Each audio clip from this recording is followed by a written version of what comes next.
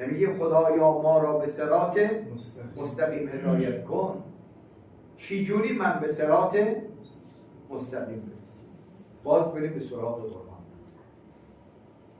خیلی قشنگ قرآن هم راه رسیدن به صراط مستقیم رو نشون میده. میگه از این مسیر شما میتونی به صراط مستقیم. این گاهی اینجوری معرفی میکنه، گاهی اوقات کسانی که به صراط مستقیم رسیدن میگه مثل اینا باشید. بله، هم راه نشون میده، هم راه رفته ها رو نشون میده. میگه از این دو طریق میتونی. یک، چجوری من به صراط مستقیم برسم؟ تو سوره یاسین آیه 61 ان اعبدونی هذا صراط مستقیم. اگر بخواد به صراط مستقیم برسی، ان اعبدونی، من خدا را عبادت بکن.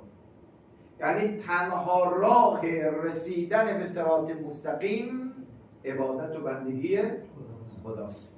پس این داره راه رسیدن به صراط مستقیم رو نشون میده.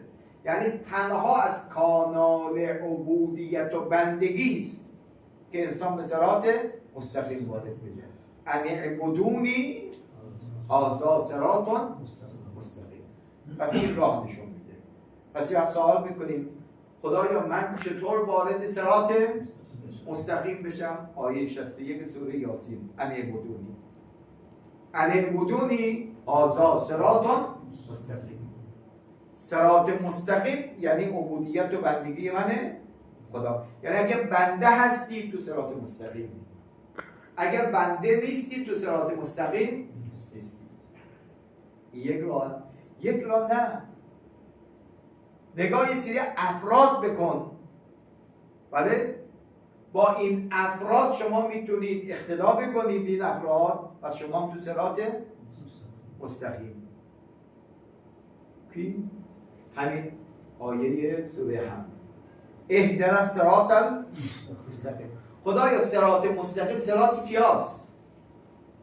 صراط الذین انعمت علیهم. بله، کسانی که ما به اینها نعمت دادم. درست شد؟